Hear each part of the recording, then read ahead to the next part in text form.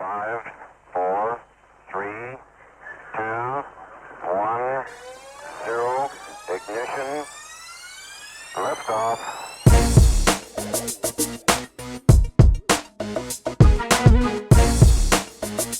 Hey, what's up guys? It's the home Cookin Hunter and welcome back. Earlier we were doing the front shoulder of a whitetail doe and we cut that sucker right in half and made two beautiful roasts out of it. I showed you how to take the sinew and silver skin off, the fat, and this time I'm going to show you a different application. If roasts aren't your flavor, if you want to do stew meat or ground, I'm about to show you how to take all the meat off of this bone so you can do just that.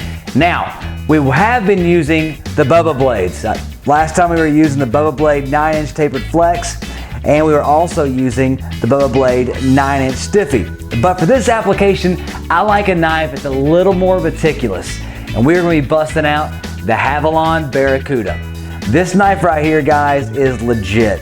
It's got a surgical steel blade on the front of it there, super sharp. The blades are replaceable, and I'm telling you, for when you want to get in really tight areas like that, a smaller, really sharp blade is helpful. So today, to peel all this meat off this bone, we're gonna be using the Avalon Barracuda.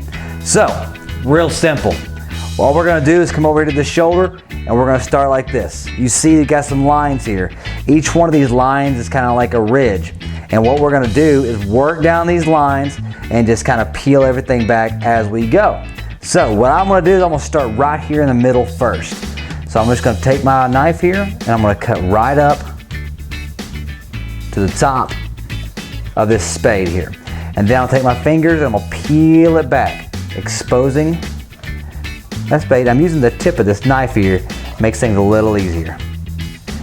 You see how I'm just working it along that bone there, peeling that meat away.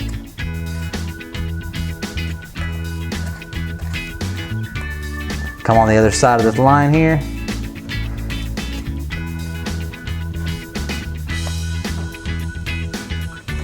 Great. There we go. Peel that back. Now you see how we got right here, how this bone spades up, that ridge you see right there? You can get your knife and we'll start working down that as well. I'm taking my fingers as I do it and I'm just peeling it back, applying a little bit of pressure. Makes it really easy. And if you're doing stew meat, or if you're doing ground, you don't have to be super, perfect about it. I mean, basically, you're trying to get the meat off the bone. So if you're doing chunks of stew meat, or you're gonna grind this sucker up, just go to town. I'm just showing you a little bit more of a finesse way to do it. So again, we'll follow that down. We can feel all that soft meat right inside there. Now, I've already pulled all the silver skin off of this, so if this is your first time watching this video, and you can go back to the other one and see where I pulled all that off.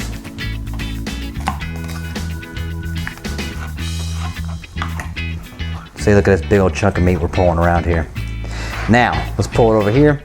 We can see the muscle groups. You see how I'm getting my finger in between those muscle groups there? Let's expose that and peel it back. See how I exposed the bone there?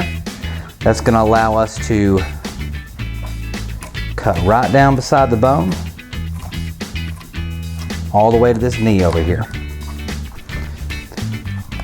And we know we've got right here, we've got no bone. You can see my fingers coming through. You can see that giant piece of silver skin though right there. That's a tough piece. We wanna probably get that out here later. But we can take our knife, go straight to the cutting board and cut straight through it just like that.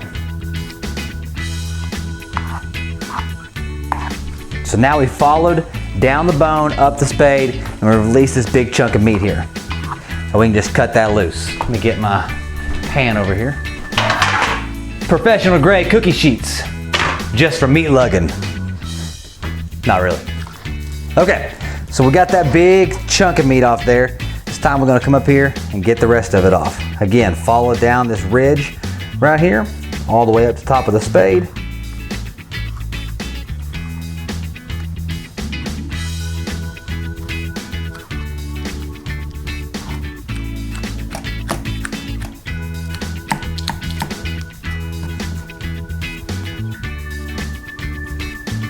Okay, now let's flip it over. Get this big chunk of meat off right here. Following up the bone. Again.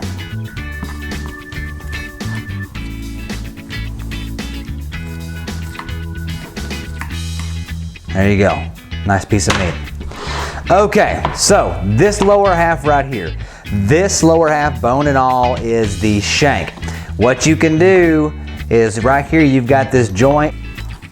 So I'm gonna follow up the bone again. And we've got to release this joint. Try to get in here so you guys can see what I'm talking about. All I'm doing is cleaning all this meat out so I can show you guys the moving parts. Pulling some of this cartilage and things out of there.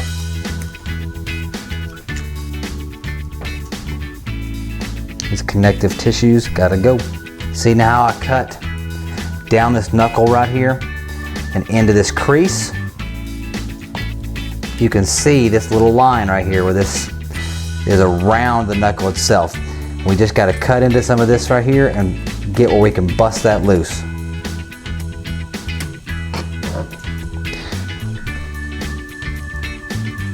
See right there how I'm exposing the crack in the bone there? All right. And then all we do is break it loose. So if you want to get fancy and do some slow cooking, this is a good way of doing it. Right there, guys. Okay, so all I've got right here, got a little bit of meat I can pick at, but more or less, you're done. This is all good to go. Now you can take this last part, let me show you this. Cut right there at that middle socket where this is put together. You can cut that. Take these two beautiful bad boys. You can make some great venison stock out of these bones. If you're looking for a killer recipe, my buddy Jeremiah from Field to Plate has got a great venison stock recipe on his website. So check it out. If you like to, you can find him on Instagram at From Field to Plate. So guys, that's it.